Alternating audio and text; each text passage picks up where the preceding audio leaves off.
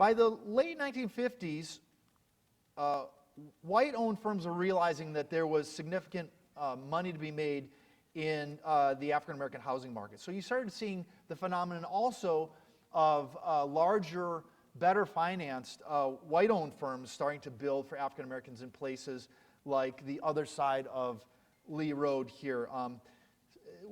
We saw this as early as 1947 in the West Park enclave with the Grant Housing Company. But the most significant that I've identified here was in the vicinity of Cruise Park, George Goodman, a white builder, built 600 homes by 1962. Another way he was able to take advantage of financial support, he got $100,000 in loans from the Cleveland Development Foundation, which is a nonprofit that was building different projects, including Garden Valley, closer into the city. So he was able to develop this whole area south of Tarkington Road, which became a prime destination for Cleveland's upwardly mobile black middle class. And this was followed by other firms such as KD Builders, which started building for African-American buyers in 1959, Allstate Homes, which started in 1960, Federal Homes, the Stanley Building Company. So there was a whole handful of white-owned firms that began building for African-American buyers in the late 50s and early 1960s. You can also see these are very often directed toward veterans, GI No Money Down, veterans of World War II and Korea. So again, able to take advantage of the GI benefits to build in certain areas and that kind of buildup of savings that enabled people to purchase houses after the war. So African-American built housing is one possibility, expanding options after World War II, but another one was turnover. So we had in 1953 the first African-American family buy a house in Lee Harvard proper. That was Wendell and Genevieve Stewart, who purchased on Telford Avenue in the summer of 1953. They bought a two-story colonial, and that resulted in white residents coming out by the hundreds in nightly mass meetings to protest the sale.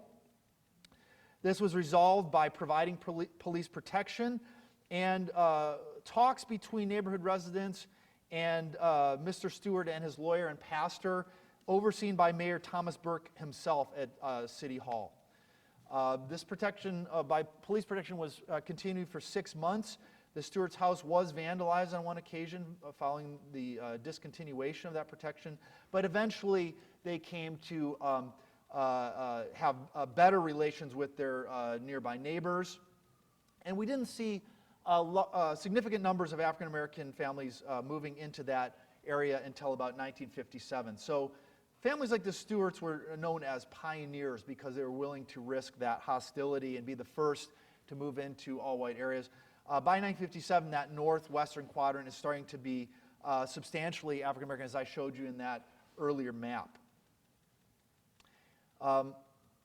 In fact, the Cleveland Community Relations Board said that whites considered Lee Road as, quote, a boundary beyond which there should be no movement of Negroes. So in other words, whites actively resisted this process, but eventually the combination of whites moving to suburbs, which created housing opportunities, the housing shortage in overcrowded and older areas of the city, as well as the kind of buildup of African-American purchasing power that allowed them to buy these houses even if they had to sometimes pay extra, basically made this dynamic turnover such that Lee Harvard became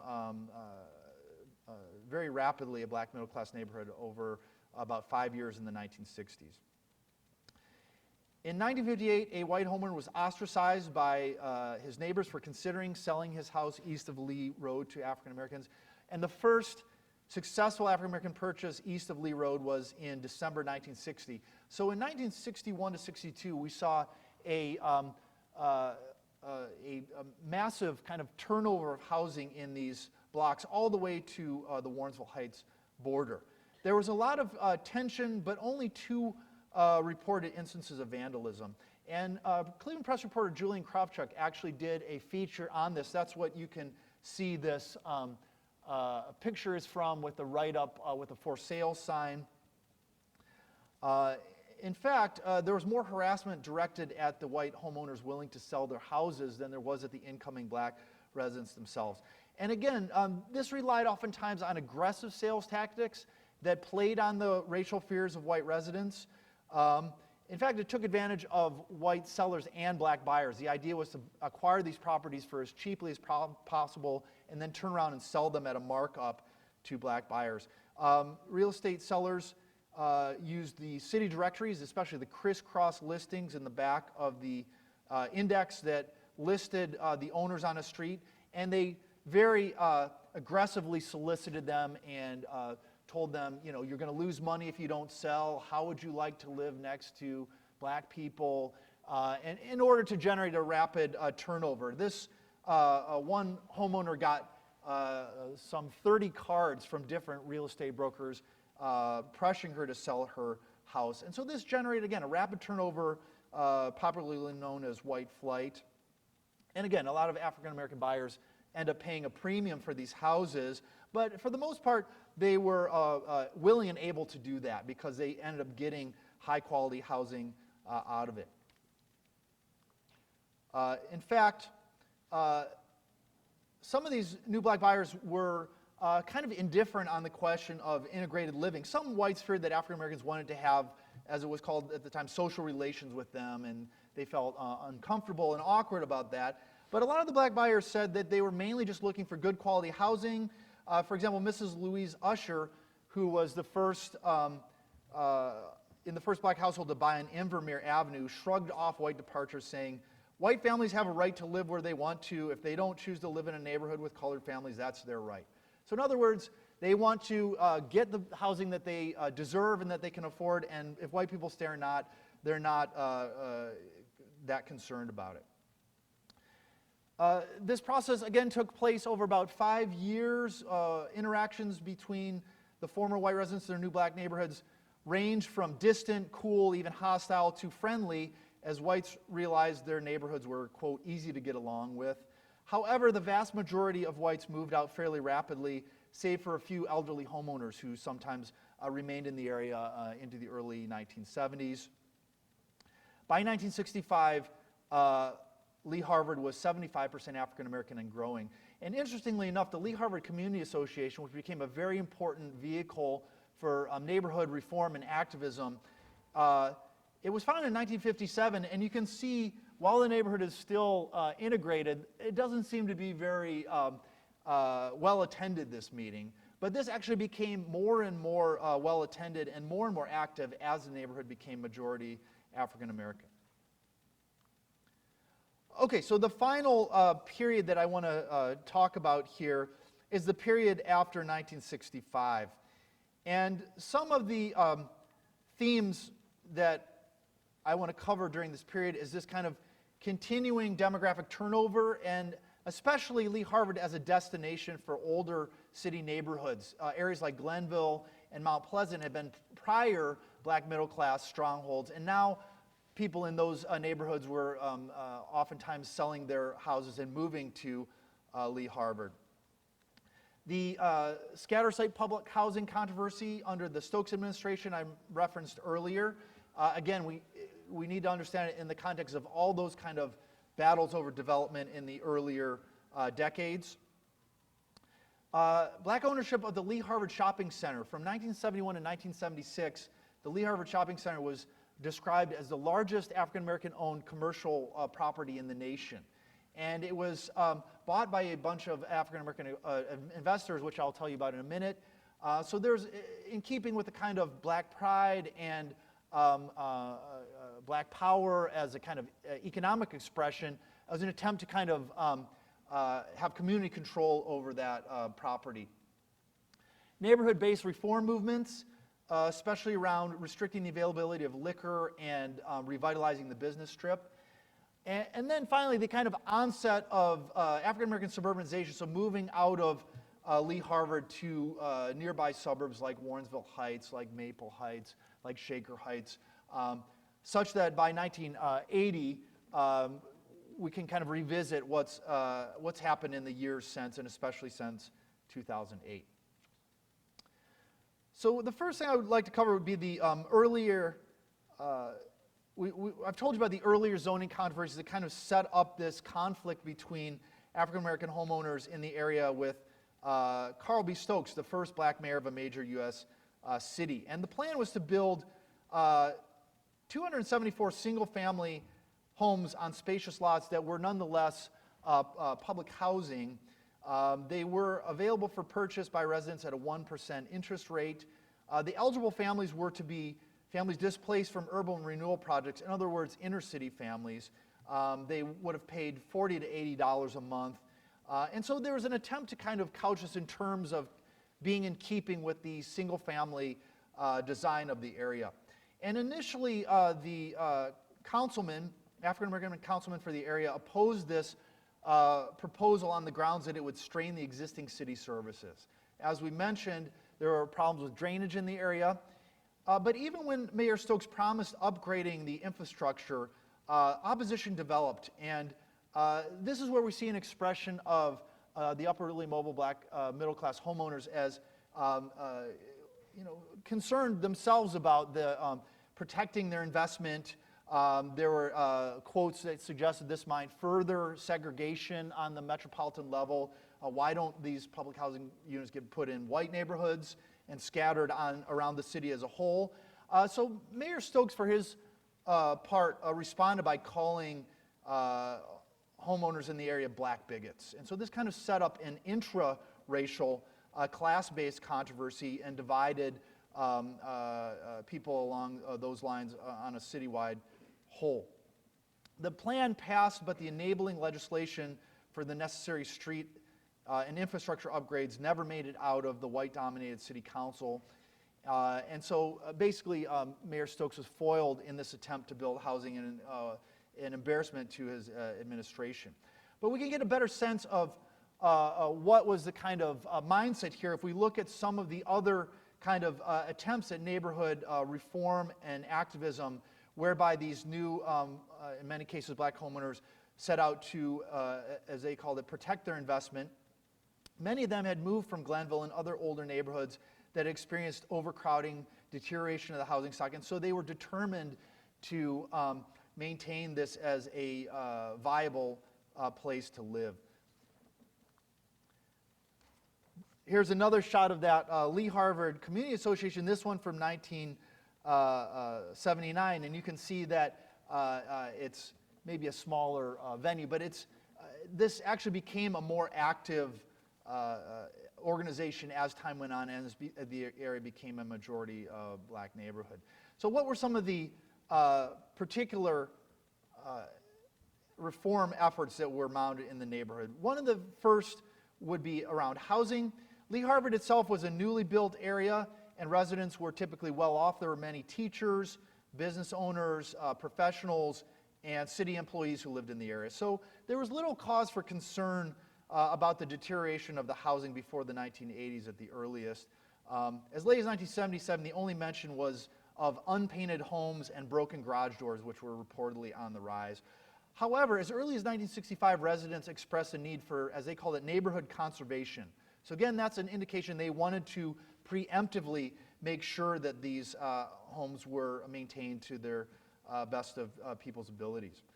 A very successful reform effort was to restrict the access availability of liquor in the area. This was a stated function of the Lee Harvard Community Association as early as 1965, and they fought successfully the transfer of bars into the area because those were thought to encourage bad behavior, drunken incidents. So in 1967, the Lee Harvard Community Association actually organized a bus trip of over 100 participants to Columbus, where they directly sat in on a state liquor board hearing and delivered the petitions opposing the transfer of permits into the Lee Harvard area. They additionally gathered 3,000 signatures opposing bar transfers, and in 1968 even held a local option vote, which completely dried up the area except for 3-2 beer. Leesville had some of its own particular issues, one of which was illegal dumping, because there still remained vacant land in the area. Sometimes garbage contractors, building contractors would dump materials on vacant lots, and so that became an issue to mobilize around. The issue of traffic safety for children became an important one after 1961, when a Beehive Elementary School student was struck by a car because there were no sidewalks in the area. And adequate lighting was another one. In fact, homeowners, again, using this kind of self-sufficiency, came up with the idea to leave their front porch lights on so that school children would be able to walk to school in the wintertime when it was dark. So again, taking advantage of the community's own resources and kind of self-organizing to address some of these issues or problems as they saw them. Revitalizing the business strip was one that was sometimes difficult to solve on a local level. It was sometimes rooted in larger structural forces and investment flows in the metropolitan level. For example, the opening of Randall Park Mall down the road from Lee Harvard Shopping Center negatively impacted business there when it opened in the early 1970s. Some residents expressed alarm at the appearance of security gratings on businesses. You can see this kind of grill here for after-hours protection against robberies. Lee Harvard Community Association President Ruby McCullough said, quote, "They have a connotation and are atrocious. You drive through Lee Harvard and know you're in a color district now." So this idea that this was a kind of negative mark on the business strip. Other people expressed dissatisfaction with the kinds of businesses they were finding. For example, the Urban League's Lee Harvard branch in 1974 bemoaned, quote, "More stable shops are needed rather than wig and incense shops." So on the other hand, you can look at these as mom and pop businesses, small local owned businesses, African American owned businesses, but there's an effort to make sure that these storefronts remain tenanted. There's a problem with absentee landlords who were perceived to not have as much of an interest in maintaining the area. So these were all issues that residents mobilized around with greater or lesser degrees of success depending on the issue. As I mentioned, in 1972, the Lee Harvard Shopping Center became, quote, "the largest black-owned commercial complex in the nation." A group of African-American investors purchased the struggling complex, offering shares of stock to the community at $10 a piece. And heavyweight boxing champion Muhammad Ali even bought the neighboring Federal Department Store complex, intending to redevelopment in 1975. Unfortunately, that never got off the ground. He pulled out after a year. And even this shopping center project had to go into bankruptcy in 1977. Again, this is an indication of just how difficult it was to overcome some of those larger scale structural factors, which also included unfavorable loan terms and insurance redlining. Not only were African American homeowners discriminated against in getting home financing, business owners had more difficulty getting affordable insurance. So there are a lot of kind of reasons why it was sometimes difficult to make progress on certain issues versus others. Just to mention two more, crime prevention and the prevention of juvenile delinquency. These were also very much preemptive in nature. The Harvard Community Services Center, under Ruby McCullough, spearheaded the formation of a War on Crime Committee after a series of 1971 robberies in the area. And the Harvard Service Patrol was formed by citizens in 1972. This was a community-based police auxiliary that patrolled the area and actually did training together with the Cleveland Police. It was renamed the Concerned Citizens Committee of the Southeast Area in 1975 and expanded to over 100 members. The issue of juvenile delinquency is an interesting and complicated one. Partly there was a concern with providing adequate recreation facilities in the area because Lee Harvard, as a newer area, didn't have as much in the way of recreation facilities. That was one reason for the formation of the Harvard Community Services Center in 1968. And very interestingly, the affluence of Lee Harvard residents themselves underlied some expressions of concern among certain issues identified as quote-unquote juvenile delinquency. So for example, teenagers' access to cars was offered as an explanation for the hot rodding that some area residents were concerned about. In other words, these were affluent enough families that their children could afford to buy cars. And so there were also concerns expressed around unsupervised youth, because there were a lot of dual income families in the neighborhood with both husband and wife working. And so some people, including Ruby McCullough herself, expressed concern that this left children unsupervised. And so ironically, the very kind of economic basis for upward mobility and affluence fostered some of these concerns that maybe juvenile misbehavior or juvenile delinquency might become an issue in the area. A 1979 newspaper feature lauded Lee Harvard as, quote, the home for countless black families moving into the middle class and seeking the good life. However, in a 1985, Ruby McCullough called for, quote, more community involvement to maintain what residents have. By this point, more upwardly mobile families were moving to the suburbs, which was starting to shift the economic basis of the area. By 1980, people were leaving Lee Harvard for areas including, actually this even started earlier in the late 60s and early 1970s, people leaving for places like Shaker Heights, Warrensville Heights, Cleveland Heights, Garfield Heights, Maple Heights, Bedford, and eventually Euclid. In 1965, only 1% of Greater Cleveland's African American population lived in the suburbs, whereas by 2010, approximately half, 49% did. So it raises some question about the ongoing identity of Lee Harvard and whether this can continue to remain a suburb in the city as we've described it.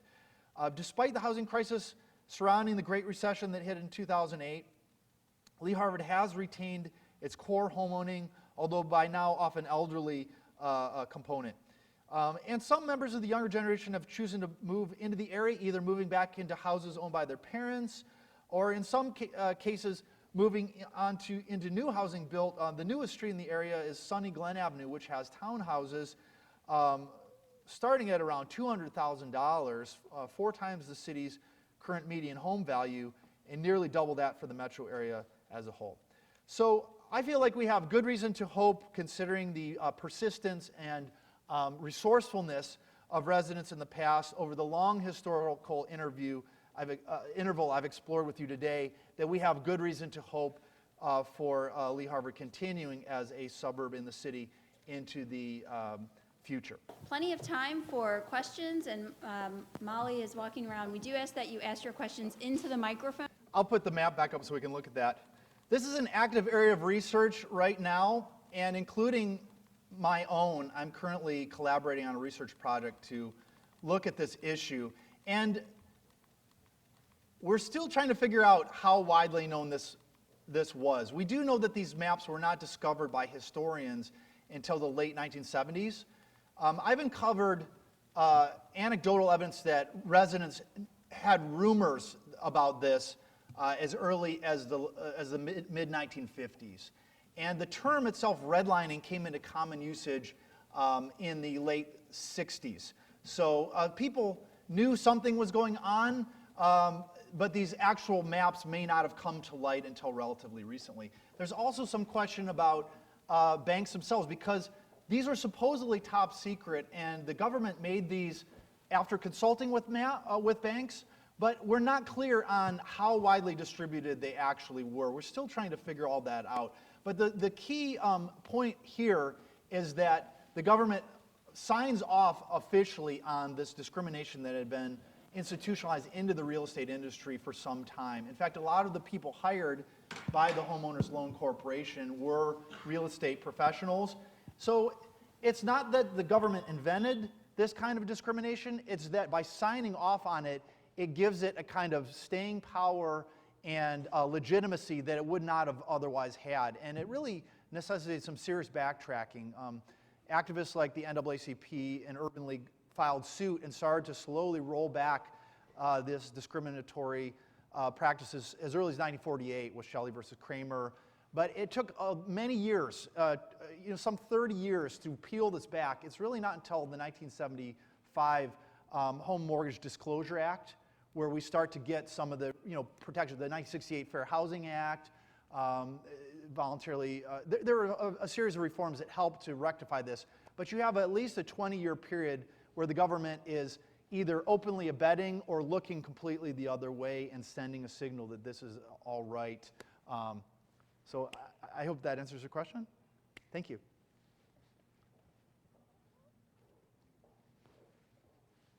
I don't know if this is in your wheelhouse, but do you know if there's anything that's comparable to like affirmative action in terms of home ownership and investment in communities to like reverse redlining? Currently, I would look maybe to the Shaker Heights Housing Office and using incentives to try and have what they call balanced integration. I'll have to think on that a little because I am a historian. What's interesting is in the period I'm looking at, it's prior to that, and so a lot of the kinds of solutions people are coming up with don't really have that kind of recourse. They're kind of thrown back on their own resources and solutions, whether that's building their own housing from scratch, whether that's building on vacant land in a way that doesn't directly challenge the existing settlement patterns, whether it is relying on blockbusting and turnover to put some of this housing in African American hands. So don't really get affirmative action as a possibility into the early 70s under the Nixon administration, ironically. And by that point, we're already starting to see the initial African American suburbanization. So I'll have to think about that one a little more. Yes. My name is Chalana Williams, and I'm from First Federal Lakewood. Hi. And just to comment on that young lady's question, one thing that is in place in different neighborhoods is the community development corporations, Okay. which help with down payment assistance. Sometimes they have housing stock that they make available to those who want to be in the community, down payment assistance programs. So that also gives people, or empowers them Absolutely. to actually be in the neighborhood that they want to live in. Absolutely. Thank you for that excellent point. During the period, I look at the first CDCs appeared in Mount Pleasant in the late 60s, but I'm not aware of those in Lee Harvard prior to 1980. But that is absolutely a really important means of kind of equalizing housing markets in our present day. Hey, good evening. My name is Natoya Walker Minor, and to that point as well, fair housing came out in the Johnson administration in '68. And that was the federal effort at getting to affirmative action.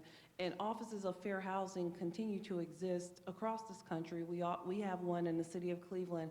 It does reside in the Cleveland Department of Community Development, but its sole purpose is to ensure equity and fairness of opportunity in your residential living.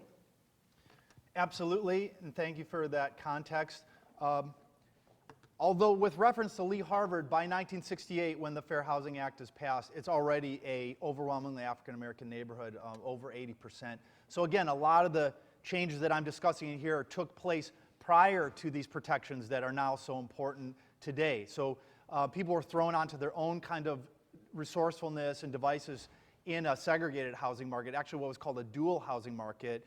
After 1968, things start improving, and we get to where we are today.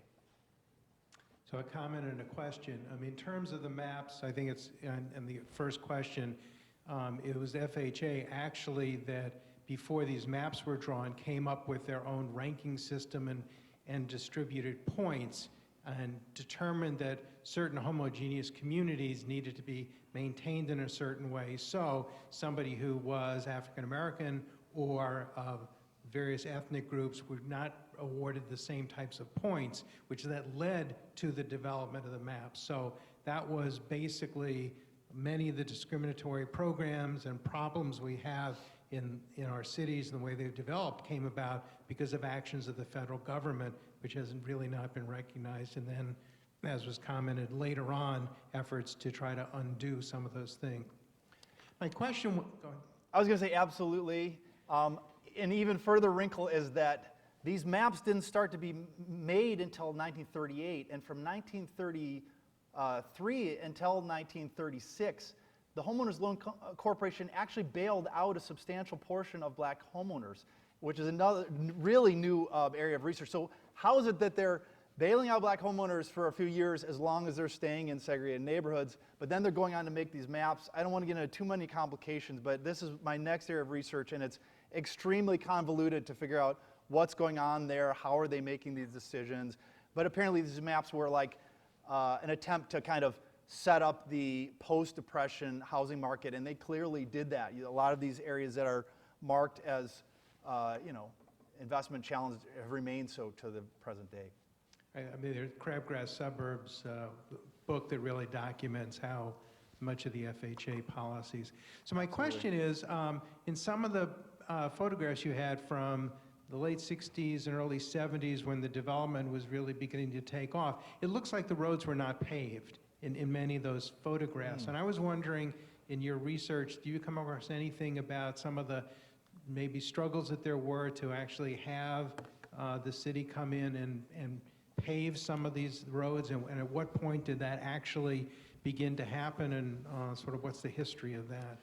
Well, there was one quote that I passed over, but when I was describing the yellow kind of lower ranked neighborhood, the Southern Eastern European neighborhood, one thing that was said was, the city has been reluctant to improve the streets because of the apparent inability of the occupants to pay for the assessment.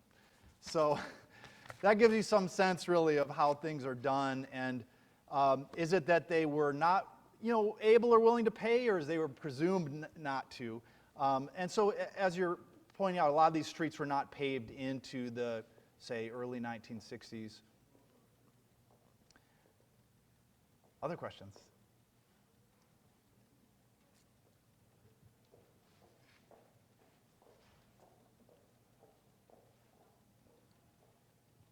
I'm curious about the two efforts to put public housing in this neighborhood, and if you wanted to, especially the second one with the scattered site, if you wanted to comment any further on what difference you think it would have made had that housing been built, or what, I'm just curious. It's hard to say. I'm a historian, so engaging in counterfactual speculation is something that we all do, but we do it kind of with a little bit of trepidation. I think probably Mayor Stokes's comments probably stung. I would be interested to hear residents' memories of that, because he's basically accusing them of being opposed, African Americans opposed to other African Americans moving there. And I think we've often forgotten this earlier kind of controversy. In certain ways, it seems not so dissimilar, because we had both white and black homeowners opposing public housing in 1952. But on the other hand, all those development controversies I described were very racialized. They often had a racial dimension, even if it was supposedly only about bringing jobs to the city or increasing the tax base. It often had a hidden agenda. So it's hard to unpack that and say for sure.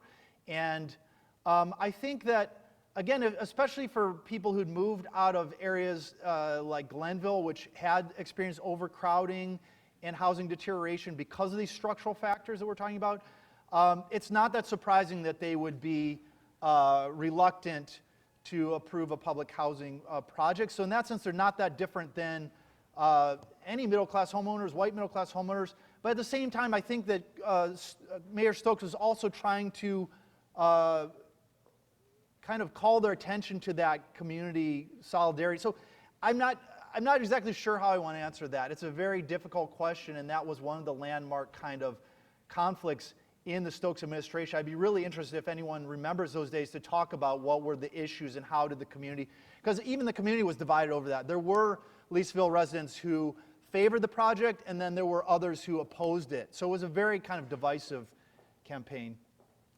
I can answer that. Okay, please. I grew up out there, and I was well aware of it. Most of it was, most of the residents came from public housing. So they had that distaste for public housing in their mouth. They wanted to be first-time homeowners. So that was an ongoing problem. That really divided the neighborhood back in the 60s. That's why you had the Lee Harvard side and you had the Lee Miles side. You used to call that on the other side of the track. So it was an indication. Some didn't want to be bothered with public housing. Some said, we just came from public housing and we want to start our family off in just regular street housing and rather than cluster, because most, like my family, we came from the Glenville area. And when we moved out in 1959. So it was a cultural shock and it was open. My uncle owned a farm on Myrtle back in the 40s to the 50s till they started developing. It was a pig farm on Myrtle. And then they bought the land, they started buying the land, and then when you got behind on taxes, they would use what they call eminent domain on you. So that's how he lost the farm on Myrtle. And then they were changing the zones, like he said, the factory at 4500 Lee Road. That's still an ongoing problem to this day with the residents regarding the truck traffic that's out there. I remember when Lee Road just past South Miles was a dirt road, and that was in the early 60s. So it was a transition of the residents. Some residents were for it, and some residents weren't, and it still exists to this day.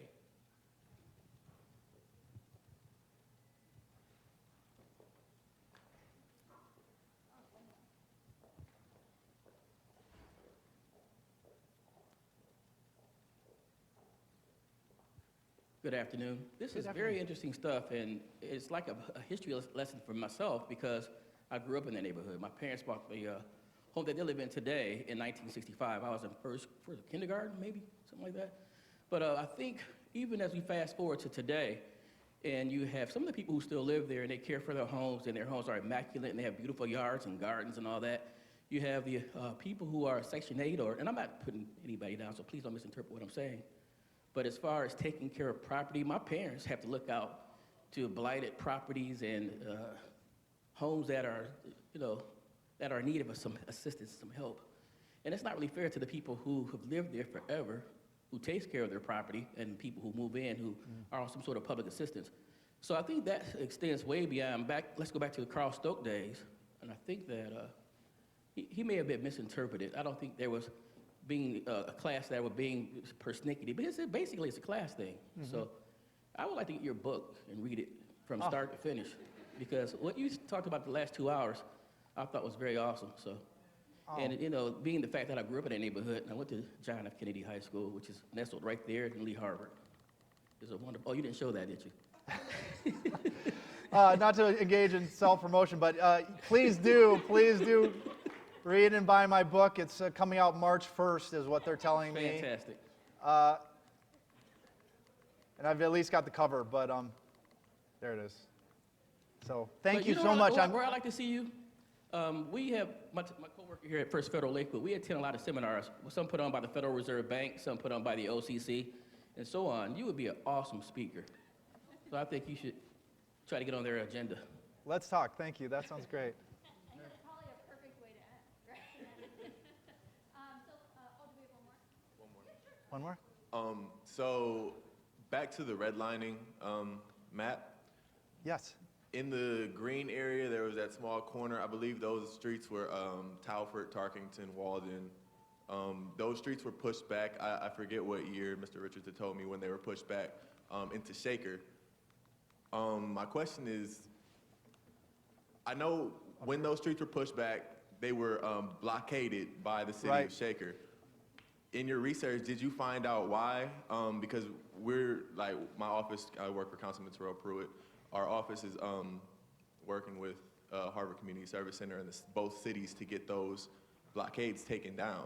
And a lot of the residents, I've been talking to residents, and they have all of their reasons. Some say it was racial, some say it was, all kinds of reasons. And I just wanted to know, in your research, was there any specific reason why they put those up or moved the line back? I do have some material, mostly in the form of newspaper articles. I didn't look at Shaker Heights city papers, so that might be a good place to look. And those came in, I think, in the late 70s or early 80s, from what I understand. So ending my book in 1980 kind of absolved me from looking specific, but I might be able to dig up something on that because I find that very striking, and especially with Shaker Heights' reputation for being this kind of, well-integrated place. It's very striking to see those barricades preventing people from passing through.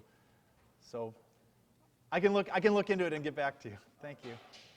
So I think we're going to go ahead and wrap up. The building starts to get populated this time of day for classes, but we do have some refreshments, and we can stick around and mingle and continue to discuss and ask questions. And I think share stories is a great thing to do as well. So let's all give Todd a big applause. Thank you.